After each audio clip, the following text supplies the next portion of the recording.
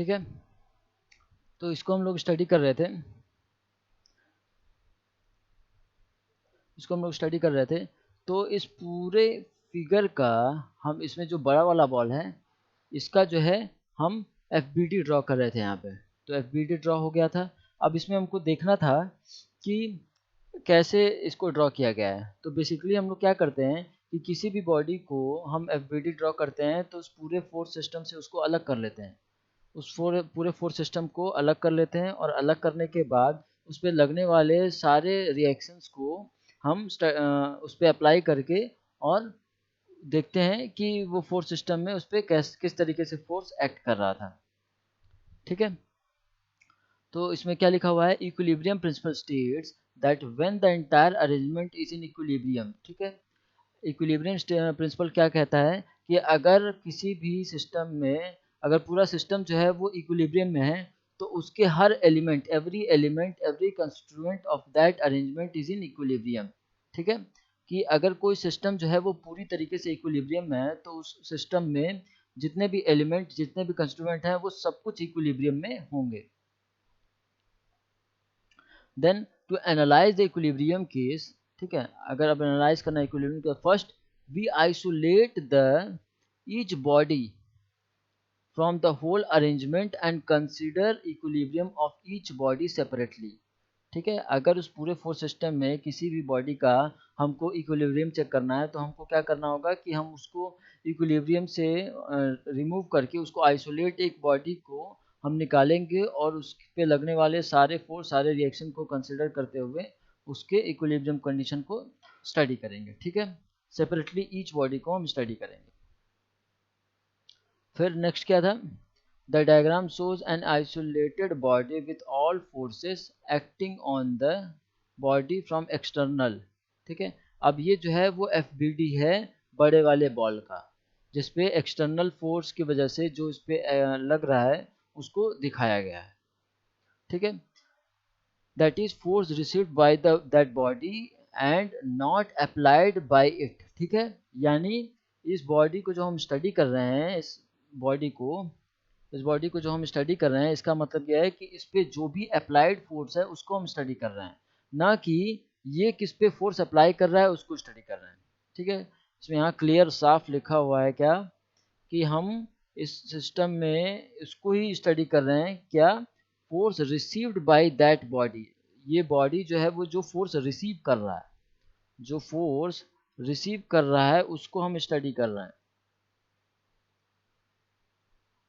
ठीक है, and not not applied by it, जो इसके द्वारा किसी बॉडी पे अप्लाई किया गया है उसको स्टडी नहीं कर रहे हैं। ठीक है, तो अब इसी को हम क्या बोलते हैं, फ्री बॉडी डायग्राम। इसी को हम क्या बोलते हैं, फ्री बॉडी डायग्राम। ठीक है, अब ये फिगर जो है वो शो कर रहा है फ्री बॉडी डायग्राम के, ये फोर्स सिस्टम है और ये जो है फ्री बॉडी डायग्राम है बड़े वाले स्फेयर का। ठीक है, अब नॉर्मल रिएक्शन की बात कर रहे हैं। नॉर्मल रिएक्शन किसे कहते हैं, ठीक है, जब भी किसी बॉडी के ऊपर फोर्स लगाया जाता है तो क्या होता है कि वो सिमिलर सेम फोर्स जो है वो उसके ऊपर भी लगता है लेकिन अपोजिट डायरेक्शन में। ठीक है, तो जो फोर्स की वजह से खुद पे रिएक्शन लगे उसी को हम कहते हैं नॉर्मल रिएक्शन। ठीक है, अब जैसे एक एग्जांपल हम बताते हैं कि मान लेते हैं कि हम सरफेस पे या ग्राउंड पे खड़े हैं, तो हम एक वर्टिकल डाउनवर्ड, मेरा जो मास है वो एक वर्टिकल डाउनवर्ड फोर्स लगा रहा है जिसको हम ग्रेविटी की वजह से फोर्स लग रहा है जिसको हम डब्ल्यू से डिनोट करते हैं। लेकिन सिमिलर अमाउंट में ग्राउंड जो है वो हमारे ऊपर भी फोर्स लगा रहा होता है लेकिन वो अपोजिट डायरेक्शन में। ठीक है, यानी जो भी फोर्स लगता है वो सरफेस के परपेंडिकुलर लगता है। ठीक है, जो भी रिएक्शन लगेगा वो सरफेस के परपेंडिकुलर लगेगा। ठीक है, तो इसको हम देखते हैं, इसमें स्टडी करते हैं, देखते हैं क्या लिखा हुआ है। It has been experience that whenever a body lying on a horizontal or inclined surface, ठीक है, is in equilibrium, its weight act vertically downward through its center of gravity। ठीक है, it has been experience that whenever body, ठीक है, अगर हम experience करते हैं कि जब भी कोई बॉडी जो है वो हॉरिजेंटल या इंक्लाइंड सरफेस पे लाई करती है और वो इक्विलिब्रियम में है, मतलब कि कोई भी इंक्लाइंड सरफेस हो, कोई भी इंक्लाइंड सरफेस हो या हॉरिजेंटल हो, कोई भी इंक्लाइंड सरफेस हो, ठीक है, या हॉरिजेंटल सरफेस हो, ठीक है, इस पे जो हम क्या करते हैं कि इस पे जो फोर्स लगता है अगर वो इक्विलिब्रियम में है, ठीक है, तो उसका जो वर्टिकल डाउनवर्ड जो है वो फोर्स लगेगा, ठीक है, lying horizontal or inclined surface in equilibrium its weight act vertically downward through center of gravity, ठीक है, तो जो इस पे फोर्स लगेगा, जो इस पे वो वर्टिकली डाउनवर्ड होगा। अगर किसी हॉरिजॉन्टल या इंक्लाइंड सरफेस पे कोई बॉडी लाई करता है तो उसका वेट जो है वो वर्टिकली डाउनवर्ड लगता है उसके सेंटर ऑफ ग्रेविटी के अलाउ, ठीक है।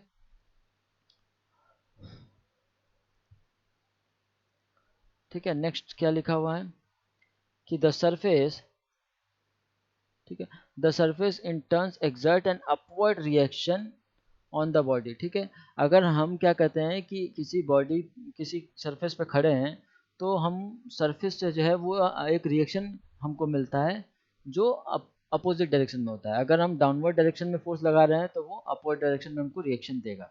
This reaction which is taken to act perpendicular to the plane, ठीक है, इज कॉल्ड नॉर्मल रिएक्शन, ठीक है, and is generally denoted by R, ठीक है। तो एक परपेंडिकुलर रिएक्शन मिलता है, प्लेन के परपेंडिकुलर रिएक्शन, यानी अगर हॉरिजेंटल है, अगर हॉरिजेंटल है तो हॉरिजेंटल लोड लगा रहे हैं तो हॉरिजेंटल रिएक्शन भी मतलब उसके परपेंडिकुलर जो है हमको रिएक्शन भी मिलेगा। लेकिन अगर इंक्लाइंड हम सरफेस पे लोड लगा रहे हैं तो जो हमको रिएक्शन मिलेगा वो जो रिएक्शन हमको मिलेगा वो क्या होगा कि सरफेस के परपेंडिकुलर होगा, ठीक है।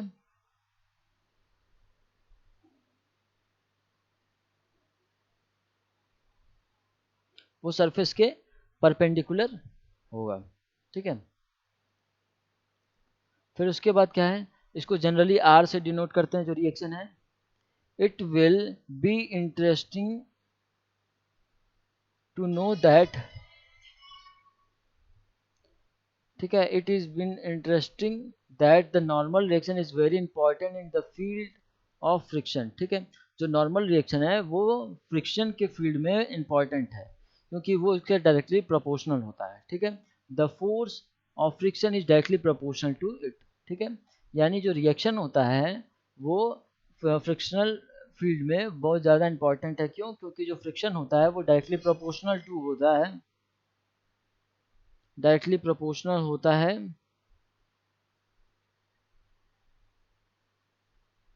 डायरेक्टली प्रोपोर्शनल होता है फ्रिक्शन के। फ्रिक्शन जो होता है वो डायरेक्टली प्रोपोर्शनल होता है नॉर्मल रिएक्शन के, ठीक है। अब क्या है, principle of moment and Varignon theorem, ठीक है, प्रिंसिपल ऑफ मोमेंट और वारिग्नन थ्योरम। इसमें क्या कहा गया है कि जब भी कोई फोर्स लगता है और उसको हम क्या कहते हैं कि उसका जो फोर्स का जो रिएक्शन मतलब फोर्स का जो उसका जो फोर्स है वो हम क्या करते हैं कि इस किसी दूसरी जगह स्टडी कर रहे होते हैं तो वो क्या होता है कि फोर्स जो है वो उसके परपेंडिकुलर डिस्टेंस से मल्टीप्लाई होके हमको किसी दूसरे जगह का वो मोमेंट बताता है। जैसे स्टेटमेंट देखते हैं कि it is state that the moment of force about a point is equal to the sum of the moment of that force component about the point or the moment produced by the resultant force is equal to the moment produced by the force component, ठीक है। Simply ये कहा गया है कि mathematically ये है कि समेशन ऑफ किसी भी पॉइंट पे जो हम मोमेंट अगर चेक करते हैं तो वो क्या होता है कि समेशन होता है सारे मोमेंट का। जैसे जैसे अगर किसी बीम पे हम लोड लगाते हैं, ठीक है, और वो रिएक्शन ये F1 फोर्स है, मान लेते हैं ये F1 फोर्स है, तो क्या होगा कि इसका जो डिस्टेंस होता है वो हम मान लेते हैं R है। तो जो इस सपोर्ट पे जो हमको मोमेंट मिलेगा वो क्या होगा, F इंटू आर, ठीक है, वो F इंटू आर होगा। अगर हम नंबर ऑफ फोर्स जो है वो काफ़ी ज़्यादा है, मान लेते हैं कि बहुत सारे फोर्स लगे हुए हैं, ठीक है, बहुत सारे फोर्स लगे हुए हैं, तो क्या होगा कि उस सबका समेशन होगा। जैसे अगर ये F1 है तो F1 into R1 plus F2 into R2 plus F3 into R3, कुछ इस तरीके से होगा, ठीक है। तो इसमें हम देखते हैं आगे क्या लिखा हुआ है, ठीक है। तो सबसे पहले तो मैथमेटिकली जो है इक्वेशन ये होता है, ठीक है, मैथमेटिकल इक्वेशन तो ये होता है। फिर उसके बाद मोमेंट प्रोड्यूस, अब क्या लिखते हैं, moment produce by the force F about point any point O is equal to moment produce due to the force component, ठीक है। अब एक एग्जांपल की तरह इसको हम समझने की कोशिश करते हैं कि अगर कोई फोर्स जो है, एग्जांपल देखो यहाँ लिखा हुआ है, let us consider a force acting on at a point A and this force create the moment about O, ठीक है। अगर कोई फोर्स जो है वो किसी ए पॉइंट पे एक्ट कर रहा है और वो फोर्स जो है किसी ओ पॉइंट पे मोमेंट क्रिएट करता है, ठीक है। जो वो कितना क्रिएट करेगा, which is R distance away from A, जो आर डिस्टेंस अवे है, ठीक है, तो वो कितना मोमेंट क्रिएट करेगा, वो क्या होगा, एफ इंटू आर। अगर हम इसको फिगर के फॉर्म में एक्सप्लेन करें तो क्या होगा, देखो क्या लिखा हुआ है कि late us consider a force F acting at a point A। मान लेते हैं कि ये O है और ये फोर्स जो है वो F है, ठीक है, और ये जहाँ लग रहा है वो पॉइंट A है, ठीक, और इनके बीच का जो डिस्टेंस है वो R है, वो R है, ठीक है।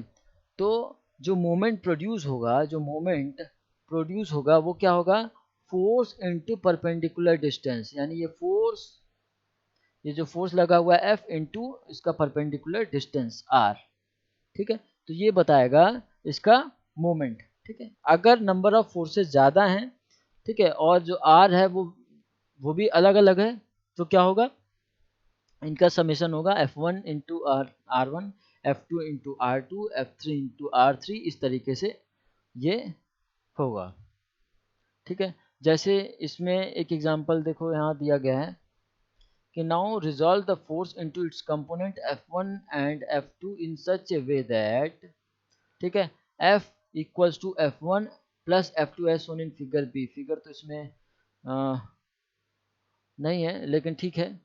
फिर उसके बाद the moment produce by this component is O, देखो अब यहाँ O जो मोमेंट प्रोड्यूस हो रहा है वो 0 है, लेकिन टोटल मोमेंट जो है वो टोटल कितना होगा, moment produce due to force F1 की वजह से जो मोमेंट प्रोड्यूस हो रहा है, समेशन जो है वो तो सब 0 होगा, मतलब इक्विलिब्रियम में होगा, ठीक है। लेकिन अब समेशन ऑफ मोमेंट क्या होगा, moment produce due to force F1 की वजह से जो मोमेंट प्रोड्यूस हुआ है, और दूसरा moment produce due to the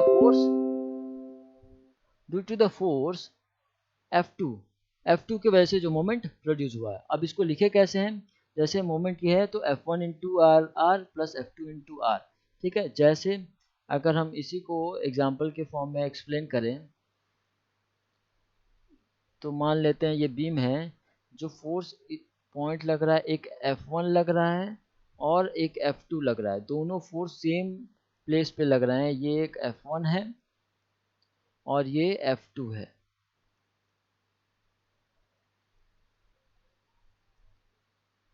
ये F2 है, ठीक है। और जो डिस्टेंस है दोनों के बीच का वो R है। तो इसको दो कंपोनेंट में तोड़ दिया गया है, फोर्स को F को दो कंपोनेंट में तोड़ दिया गया है, इस फोर्स को दो कंपोनेंट में तोड़ दिया गया है यहाँ पे, ठीक है। तो F1 और F2 को F को दो पार्ट में दिखाया गया, F1 और F2, उनके बीच का जो डिस्टेंस है वो R है। ठीक है, तो जो मोमेंट प्रोड्यूस होगा वो क्या होगा, F1 इंटू R। ठीक है, F1 इंटू R। अब दूसरा क्या होगा, F2 इंटू R। ठीक है, अब इसी को हम समेशन करके इस फॉर्म में भी लिख सकते हैं, F1 प्लस F2 ब्रैकेट में इंटू R। ठीक है, जहां पे F क्या है, F1 प्लस F2 है। ठीक है, ये कुछ फिगर इस तरीके से बन के आएगा, ये फिगर कुछ इस तरीके से बन के आएगा। अगर मान लेते हैं कि जो डिस्टेंस है वो भी अलग अलग होता है, एक का R1 होता है, एक का R2 होता है, तो क्या लिखते हैं हम, F1 into R1 plus F2 into R2। तो ये हमको समेशन मिलता है मोमेंट का। ठीक है,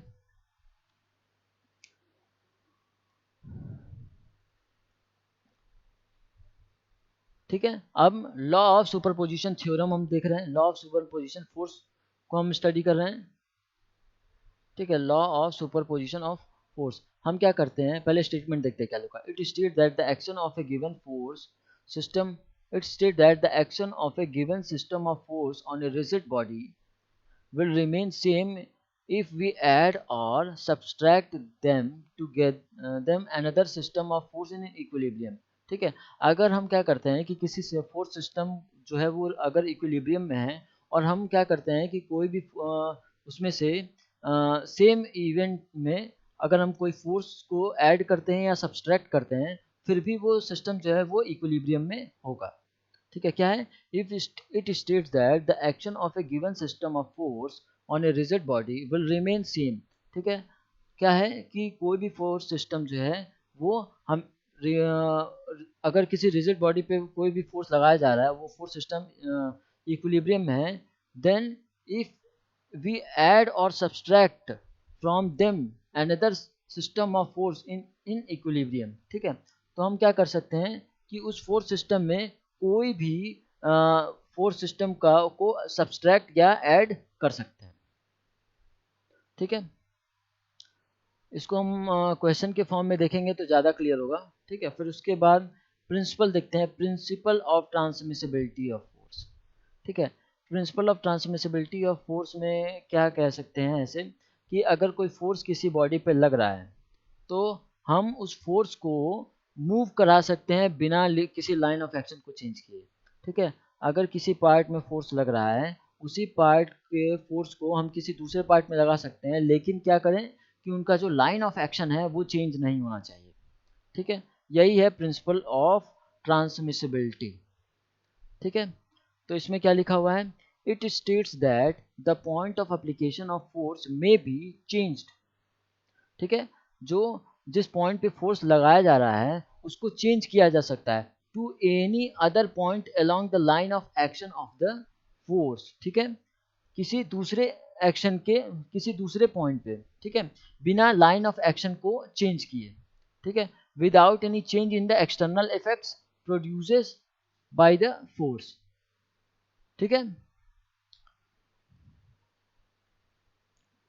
ठीक है, तो हम क्या कह रहे हैं कि अगर हम इस स्टेटमेंट को देखें तो हम क्या कह रहे हैं कि जो पॉइंट ऑफ एप्लीकेशन है फोर्स का वो चेंज किया जा सकता है एक पॉइंट से दूसरे पॉइंट पे, लेकिन ये किस तरीके से चेंज होगा, कि हम इस तरीके से चेंज होगा ताकि जो लाइन ऑफ एक्शन है वो चेंज ना हो, जो फोर्स का लाइन ऑफ एक्शन है वो चेंज ना हो। ठीक है, तो क्या होगा कि उसके उस पर कोई इफेक्ट, उसके उस बॉडी पे कोई भी इफेक्ट नहीं आएगा। ठीक है, जैसे प्रिंसिपल ऑफ ट्रांसमिसिबिलिटी यहाँ एक्सप्लेन किया गया है, तो इस फिगर में देखें तो ये एक ऑब्जेक्ट है, उसको फोर्स यहाँ लगाया गया है। ठीक है, उस फोर्स को यहाँ लगाया गया है। ठीक है, लेकिन इस ए फिगर में देखें और बी फिगर में देखें तो उसी फोर्स को हम क्या कर सकते हैं, इस फोर्स के लेफ्ट साइड में, इस ऑब्जेक्ट के लेफ्ट साइड में हम फोर्स लगा रहे हैं, हम क्या कर सकते हैं इस फोर्स को ऑब्जेक्ट के राइट साइड में रिप्लेस कर सकते हैं, लेकिन जो लाइन ऑफ एक्शन है वो चेंज नहीं होना चाहिए। ठीक है, उसी लाइन के अलोंग में जो है वो फोर्स लगा हुआ होना चाहिए। तो ये है प्रिंसिपल ऑफ ट्रांसमिसिबिलिटी।